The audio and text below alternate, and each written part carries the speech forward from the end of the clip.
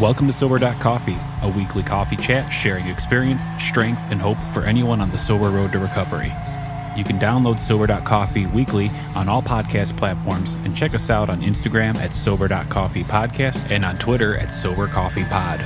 To learn more about us and to help support these sessions, visit online at Sober.Coffee. Here are your hosts, two guys on their own path to recovery, Mike and Glenn. Let's join them at the coffee shop. Glenn. What's up, Mikey? Good morning. Good morning to you, my friend. Hey, you know what? I was listening to an episode this week, and it just sounded like I had way over-the-top enthusiasm. Like you had way over-the-top That's caffeine. unusual for me, right? No, I think totally. I think totally the I know caffeine. I got the gallon bucket with me this morning. So. Yeah, but you had a mishap on the way here. You spilled coffee on stuff. I know. All I could think about, and I have a thermos, and just a little behind the counter. We start at 6 a.m. on Saturdays. Oh, good morning. And so I brought this big jug of coffee, and I tested it at home, and it didn't leak. Mm-hmm. I'm driving here, I'm in a good mental state, doing my serenity, right? Yeah, doing right. some meditation, while I'm driving. And I get here, and there's coffee all over my stuff. Oh, man. So all I can think about is how much did I lose, right? Yeah. How much is still in there? Did your dog eat the homework? Yeah, no, totally. Yeah. Absolutely, man. So What it's good to be here. Yeah, it's great to be here, too. Boy, we're getting a lot of good feedback from our various channels, our emails. Let's do some housekeeping. Yeah, some emails that we've gotten in, some responses Yeah, we back love hearing from folks. Yeah. So how do people get in touch with us? Well, we're on this thing called Instagram. How's that going? Sober.Coffee Podcast. I think we have a couple friends on there. And we're trying to drop some content, drop some stuff that means a lot to you did a thing. Can they search on Instagram? So, you did a thing on page 86 of the Big Book, which was really good, a two-parter. And is there a way you can go back on Instagram and check that out? I don't know. No idea. I guess our podcast, maybe the next podcast will be educating people on how to use social media. I know how to log in. I know how to log in, and I do know how to post a little bit. I know how to watch. Yeah, I don't know how, But, hey, we have some stuff on there. Okay. I love the series on page 86. So impactful Yeah, it's good stuff. for sobriety. Yeah. It's kind of how we into action. Right? Yeah, we have that in our resource room on the website, too, page 86, yeah. And our website, Sober.Coffee. Yeah. It's not Sober.Coffee.com like everybody thinks it is. It's just Sober.Coffee. Anyone can have a .com site. That's right. Very few people have .coffees. That's right. So the Coffee Kitty's up. Something that hit me this week, I was listening to another podcast, and I swear it was like 40 minutes long, and I think I heard 9 commercials. Hold on, Glenn. We got a break for a commercial. I love it. So we have 0 commercials here. Yeah. Right. And which just waters down, it's just getting into some legal thing, right? Some legal case down in South Carolina I was listening to, found exciting.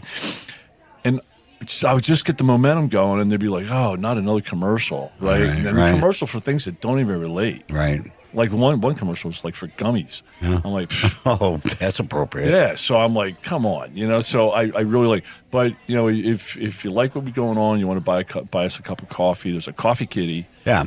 On the website. Yeah, and if anybody donates it, the money just goes back into production. We recorded a virtual coffee shop in Audio Hive. It's good stuff. Which, yes. We keep teasing this, but maybe 2023 we're going to open up to video. Yeah, you're going to see. Yeah, you'll absolutely see us on. I'll make the commitment right here, right now. Oh, you'll see us on YouTube. You are making that commitment, man. Yeah, that's bold. Yeah. That's great. Okay. And Tactic.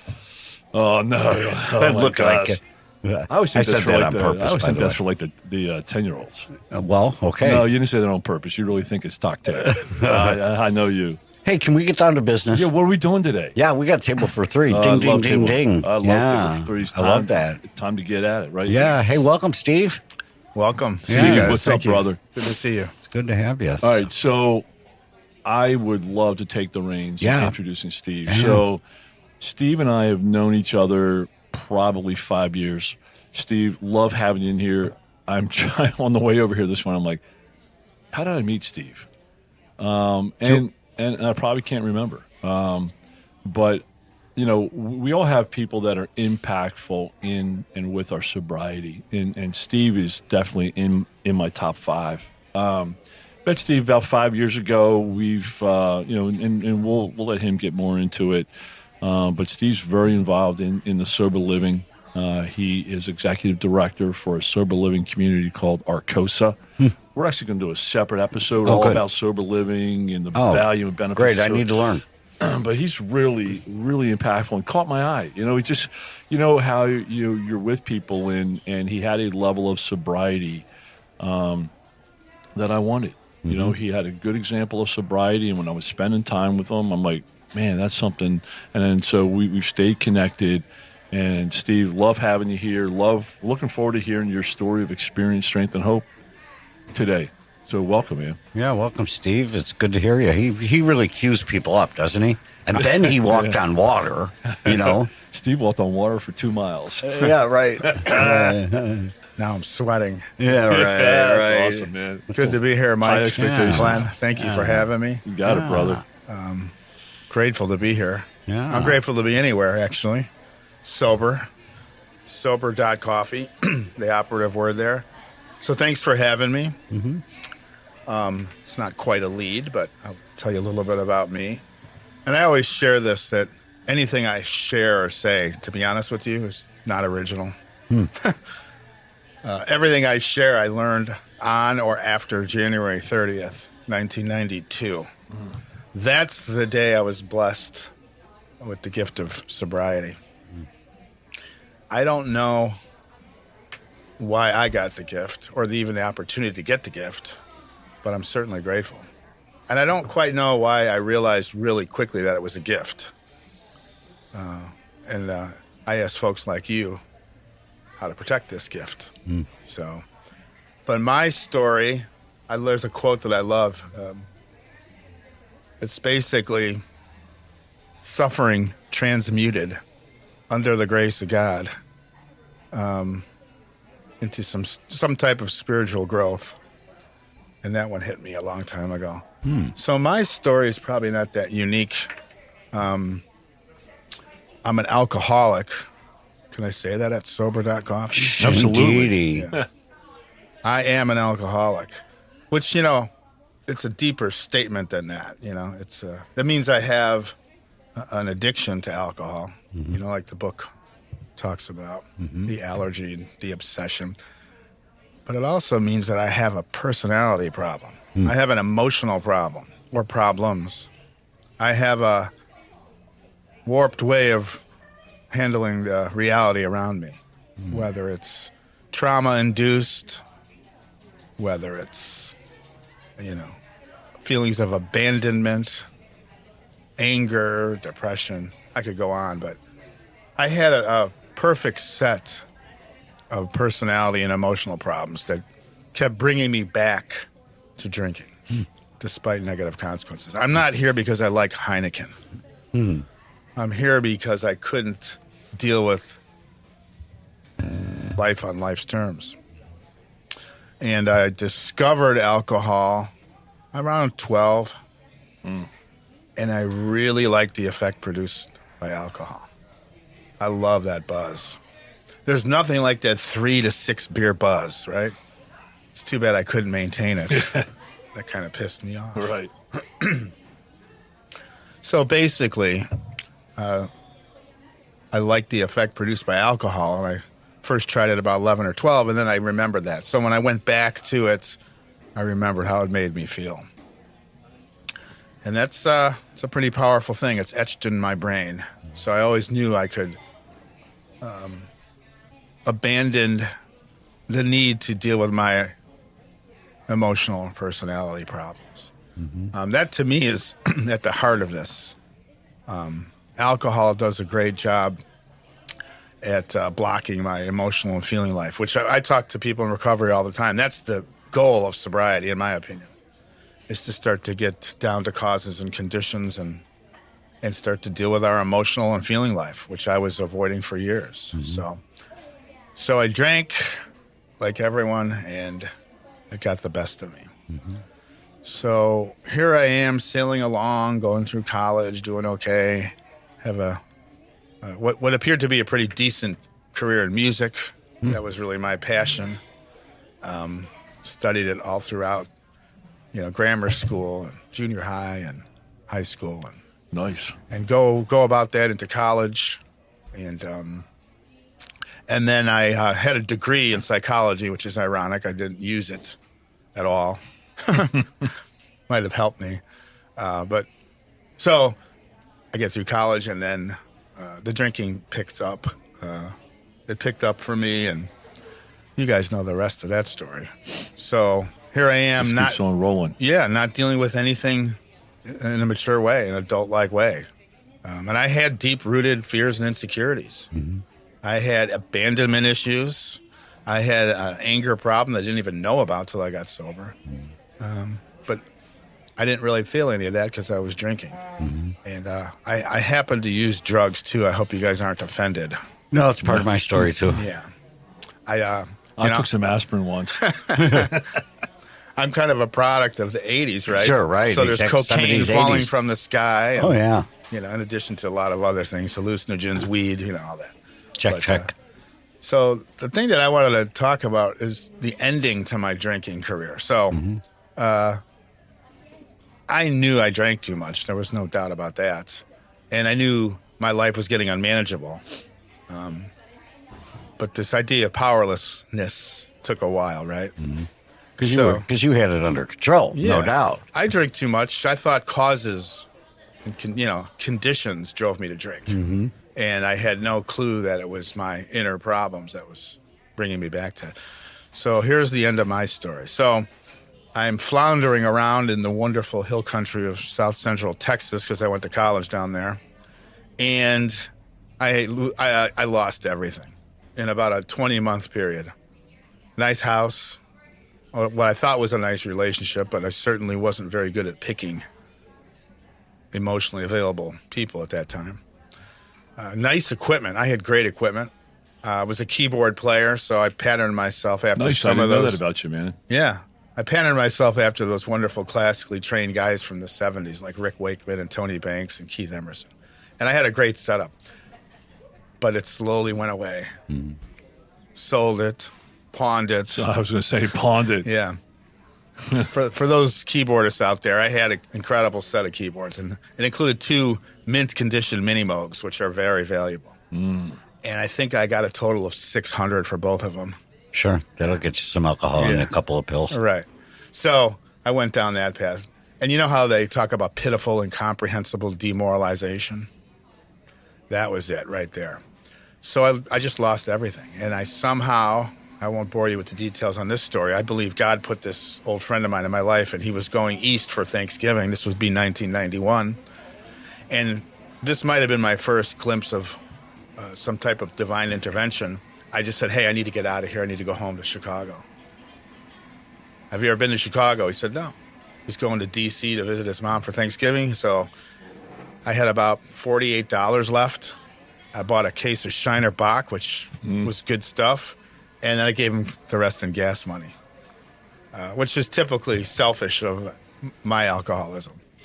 I need the case of beer, and then whatever's left, here's gas money. Right. Priorities, right? Drive up to Chicago. I flounder around. I was on this couch and that couch, and when they figured out my crap, they asked me to leave. And I finally hooked up with an old friend, and even she got tired of my crap relatively quickly. So the folks who've heard me speak know this part of my story. I came home one night, and the doors were double locked. I still had keys to a Jeep, which wasn't even my Jeep. So I figured, well, I'll go somewhere. Get in this truck, and I'm kind of drunk. And I'm staring at this. Yeah, I'm staring at this device in this car, this Jeep that I've never seen before. It's red and black. It's attached to the steering wheel. I'm like, I'm trying to figure it out. I don't think I could steer. I don't think I'm going to be able to drive. I don't think I'm going to be able to go anywhere. And it hit me. It's like, that's what they want. They don't want me to go anywhere. So that was my home, the back of a Jeep Renegade. In January in Chicago. It was very cold, the winter of 92. And then I woke up one day, and I just called a cousin that I hadn't seen in years who happened to live nearby. I didn't know that I walked right into an intervention. She welcomed me. Come to my house. And I'm thinking, this is too easy. Yeah, I haven't had a hot shower. I haven't had food. Meal, maybe there's booze. This is great. And she had to work all day. I got that hot shower. There was some sweatpants and stuff because I was pretty scummy at the time. And then I had some food, which I hadn't had, and then I slept. And then later that night, the Bulls were playing the Houston Rockets. You remember certain details like this. It was right in the beginning of their reign. Mm-hmm. And the doorbell rings, and I open it, and it's 6 of my dear friends. Mm. And I'm coming to watch the game with you. Well, I wasn't overly joyed because I owed them all money. Oh, and I'm like, they're coming to collect. But what they were doing was they said to me, a friend of a friend can get you into a pretty decent treatment center for free. Mm. And I had no money and no insurance. And that was the first gift. Mm. And I just went from there. I don't know why I said, let's go. Mm. Of course, being the alcoholic, I said, well, I'll go, but can you get me a carton of cigarettes? Because you could smoke everywhere back then. Sure. And I loved smoking. So they said, sure. Got me a carton of Marlboros, and I went to treatment. But what I did was I surrendered. I didn't even know it. That's what it sounded like to me. As soon as you said that, man. So I surrender. I made some type of decision, and the willingness to just do what people were telling me must have come from God, my higher power. Because I was completely open and willing. I was done. Right. I didn't know it at the time. I couldn't verbalize it at the time, but I was done. I surrendered, and that's the gift. And then I listened to what you folks told me to do. And I think it's kind of a big difference from what I see from a lot of folks today. They're arguing still. They're still going to do it their way. For some reason, the gift hit me, and I just surrendered. And that was January 30th, 1992. Yeah. That was a couple years ago. So since then, and Steve, great story. I'm not sure if I've heard it in that level of detail, but great story. So January 30th, 92, everything's been great since, right? All solved, life is crystal clear, pure, serenity, all those fun words. That would be a lie. Not so much. It's great. I wouldn't trade it for the world. Right. I love that. I will tell you, there's nothing better than the gift of sobriety and then traveling this path. As the book says, we trudge the road of happy destiny. And happiness is an interesting word, but I can tell you right now I'm at peace. I'll tell you a quick story. The old mustard seed used to be on Wells by Division. It was a pretty famous AA place in Chicago. Mm-hmm. And I went to a lot of meetings. They told me to go to a lot of meetings. They gave me the book and said, read it. So what's a lot of meetings? 10s? Well, 15? I went to 2 to 3 a day, at least. So you went to hundreds, maybe thousands since 92? Oh, right? Yeah. You've been to thousands of meetings, right? I would say so. So you just didn't go to 5 and get it, right? No.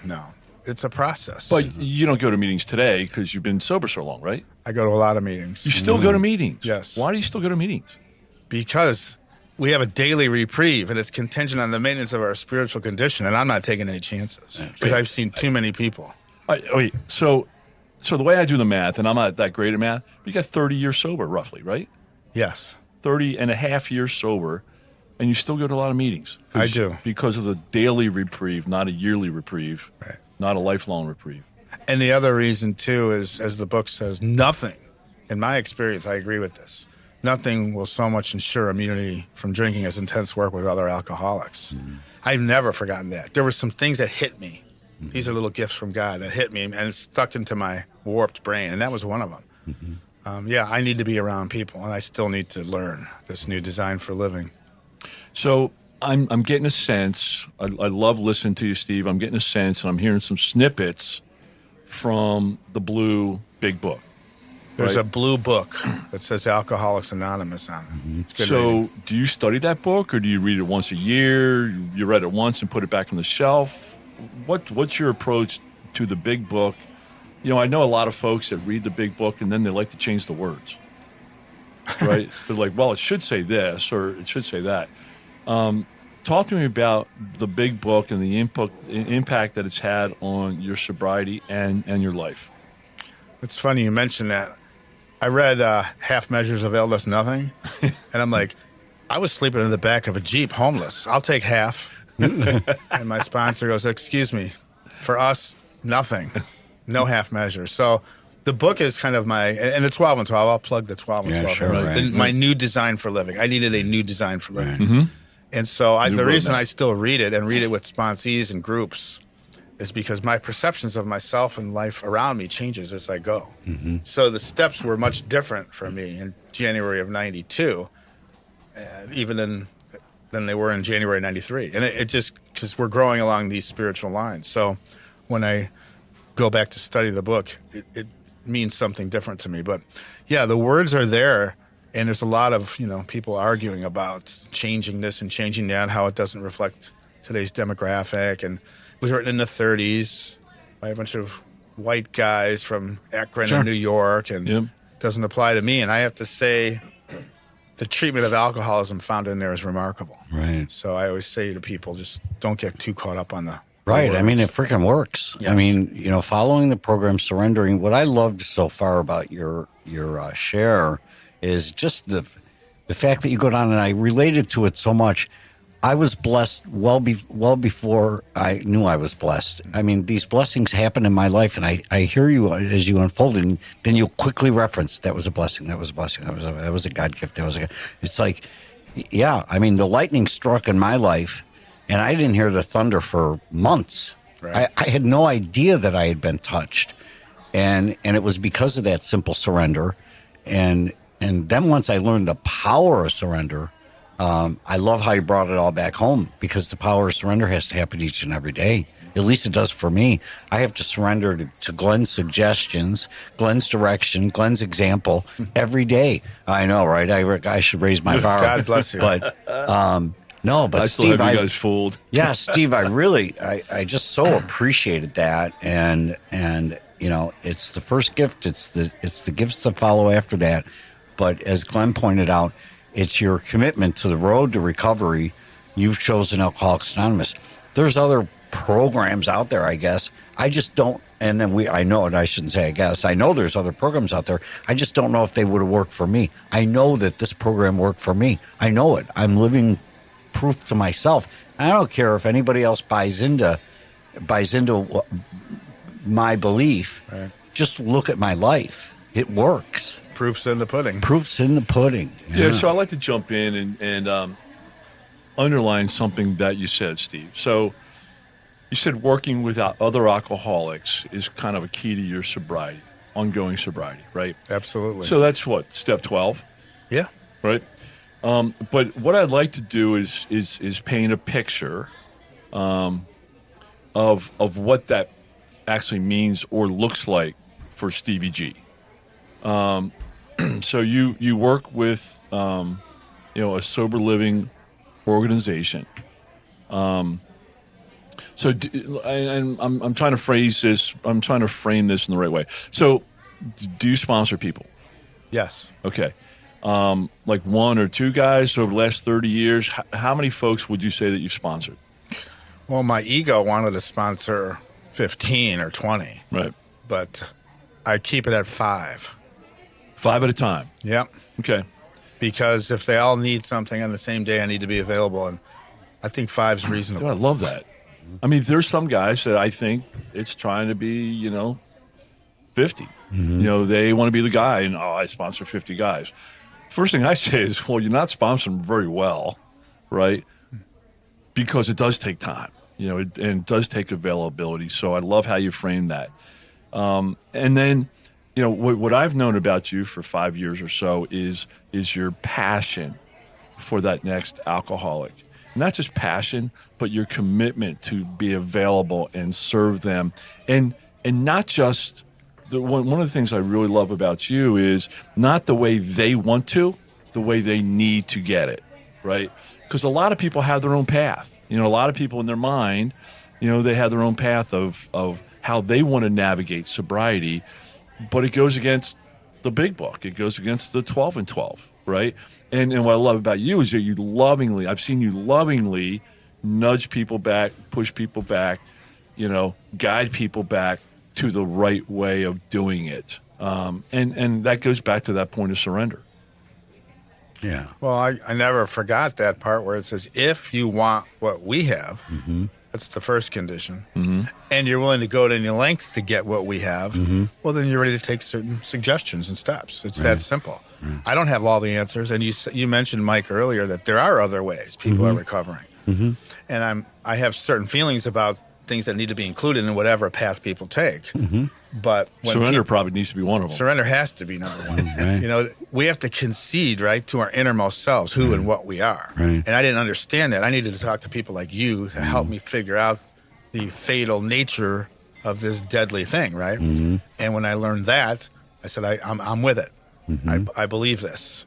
And then when you guys presented me with the way I could recover from this seemingly hopeless and helpless state of mind and body, I'm like, I'm in. Mm-hmm. And I didn't argue it. And there's so much arguing going on and debating. Mm-hmm. And Well, it's so much change in the words. Yeah. And I think that's ego. Yeah. I mean, I think when I listen to folks and they go in and try to change the words, I think it's they haven't surrendered and they know better. And I see them struggle and fail most times. I do want to go back. Have you heard of the band Blue October?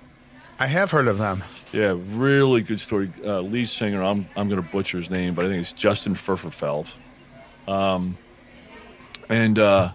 So he's sober like 8 years, right? And he sings a lot of songs about sobriety, and I just saw him in concert recently. And there was a song, I mean, during this concert, I'm sitting there, and my wife looks over at me, and she goes, are you tearing up? I'm like, I really am. I'm like having a spiritual event at this Blue October concert, who was playing with Goo Goo Dolls. And I followed them. I know their songs, and he struggled through sobriety. And like during COVID, every Tuesday night, he would go live for 2 or 3 hours. He would sing a bunch of cover songs, but he would cover a different step every Tuesday night during COVID because he wanted to be available for people because people didn't have their meetings to go to and whatever. But they have a song called Home. Mikey, we got to drop this in the resource room, called Home. He talks about sobriety and says, and it has a line in there that just reminds me of you, Steve, and reminds me of underlines what you've said here several times. The line is, a few friends showed me how. Wow. And Nice. yes, it takes surrender, but when you're ready to surrender, I can assure you, at least in the program of Alcoholics Anonymous and in that big book and in those rooms, there are people like you who will show you how. Right. You know, you make such a great point. And Steve, you made it all throughout your story. Your friends showed up at the front door. You went to people who could give you suggestions, who would walk the journey before. You are now working with other people to get them. It's so obvious. And I tried this to fix this thing for me.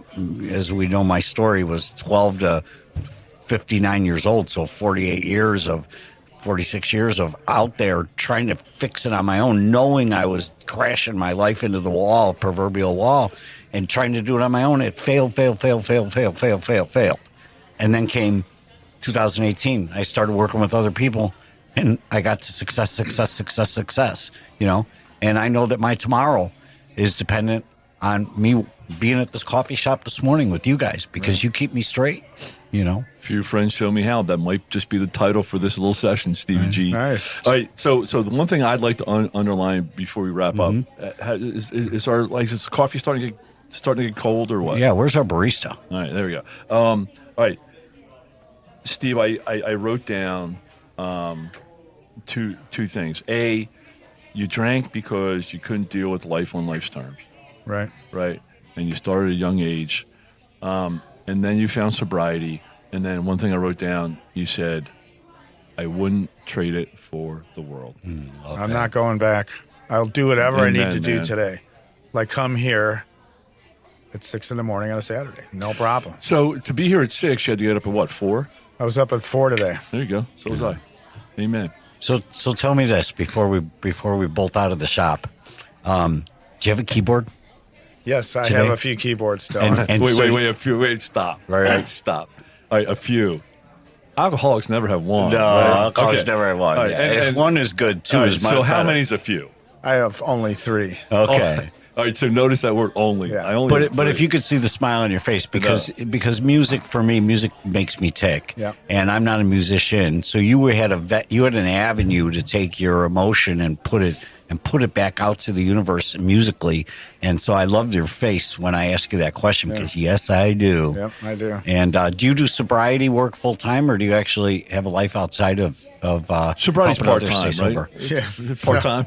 No, you know what I mean. Do you keep yourself busy Yeah, well, my wonderful family. Right. That's awesome. It was pretty much just sobriety up until I met my wonderful wife, Kristen, right. and the 2 boys that are huge. They give me a lot of purpose.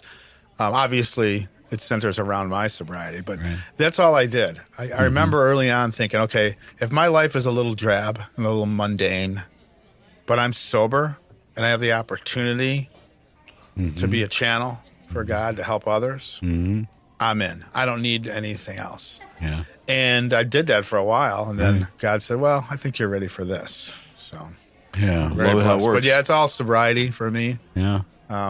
It's just the way it has to be for me. Yeah. That's amazing, man. It's awesome. I'm so glad to have met you. I think, this was such an inspirational coffee. I know, I love it. Delicious. Stevie, you're one of my top 5, man. It's very meaningful to me. A great example on step 12, on having the commitment and passion to help that next alcoholic. And man, I love you. And it's great to have you here. I'd love for you to come back and talk about sober living. Yeah, I'm excited about that. Let's make that happen. Love it. All right, let's get out of here. Let's get back in the shop. God bless you both. Thank you for having me. Thanks, man. Absolutely, brother. All right. Thanks for joining us for today's coffee chat. To contact the show, email us at podcast@Sober.Coffee. If you need immediate help, the AA hotline is 800-839-1686. The National Suicide Prevention Hotline is 800-273-8255. Remember, Mike and Glenn are sharing their own journey on the path to recovery. Any suggestions, medical or otherwise, are their own experiences and should not be viewed as professional advice. See you next week, and remember, there is a solution. Stay safe in the city of Chicago. Beautiful city.